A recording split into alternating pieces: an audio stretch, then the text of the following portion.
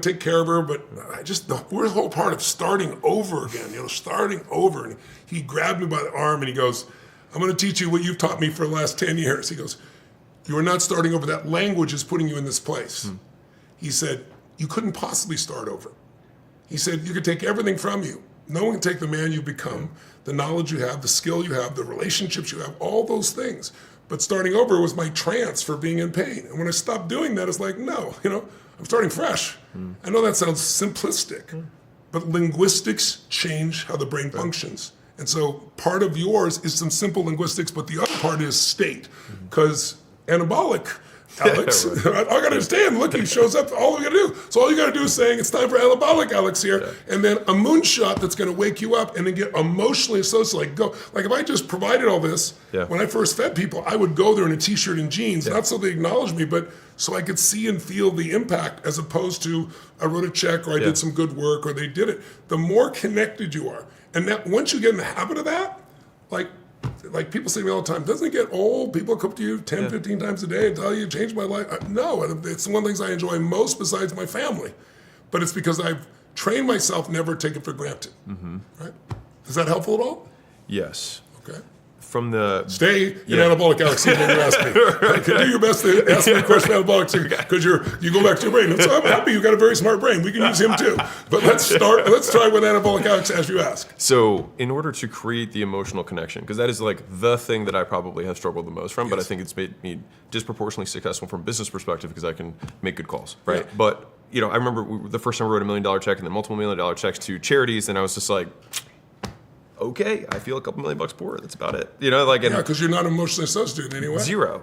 But I did the tours of the school, and I was like, I'm glad that this all, you haven't helped. found the thing. Just contribution for contribution is not what I'm talking about. And this is where I wanted to get. So my last little word of the ones, we covered most of them, was opportunity. Yes. And so I think the question that I have is, you have unlimited opportunities. Yeah. More opportunities than you can sink your teeth into. Yeah.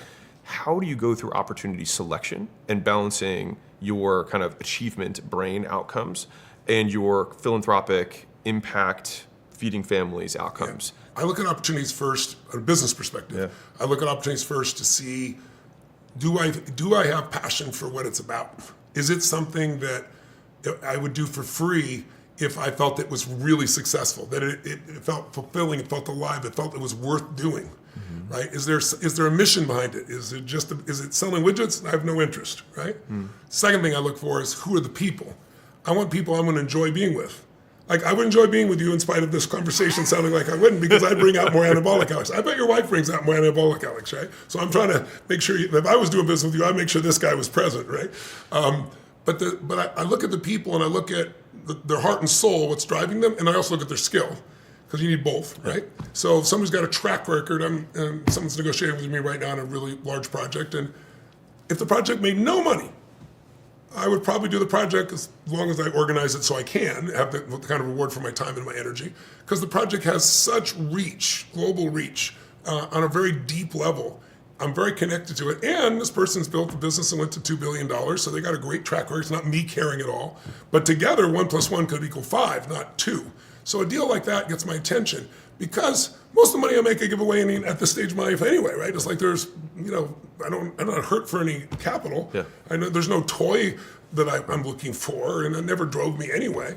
So for me, it's like, if it's got enough juice in it here, with the people I'm going to enjoy being with, and it's got enough juice in terms of the impact, and then it has track record of the person likely to help get there, so it isn't all my back. The two of us are adding some value together. It's about added value.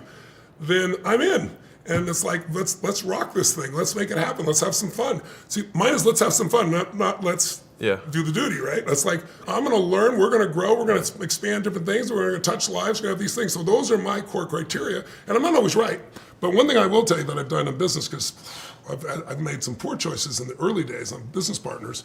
Everybody's selling when you're going to business partnership, right?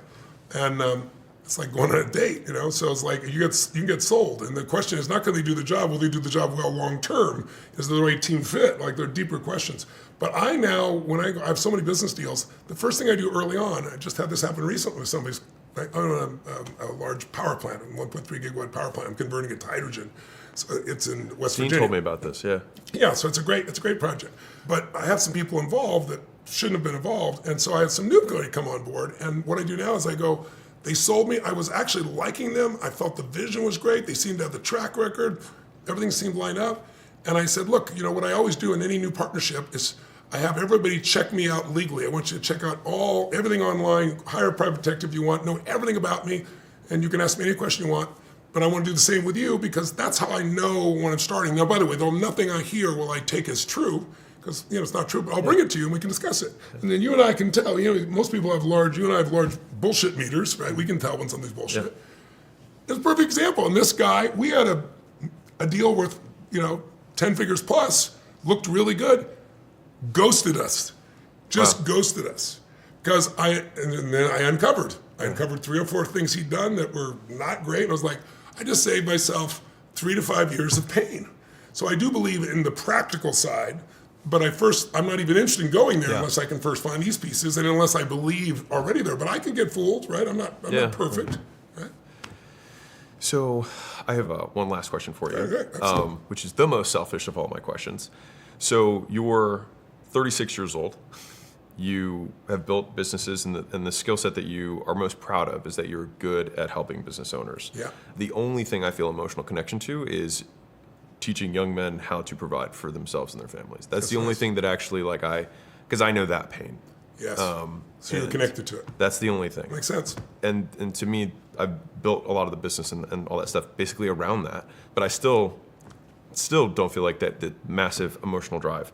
That being said, what would you have played differently from your 36-year-old self to current that you could kind of pass on to me? Basically, what can I change about my behavior to maximize my enjoyment and